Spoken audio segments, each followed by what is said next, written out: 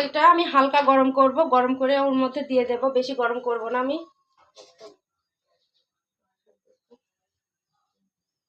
আমার তেলটা হালকা গরম হয়েছে, আমি ওর মধ্যে এবার কিরকম শেপ দেব দেখুন, যেরকম আমরা কাবাব বানাই, আমরা কাবাবের চপ আমি ওই আকারে দিয়ে দেব। এরকম করে আমি তেলের মধ্যে ছেড়ে দেব।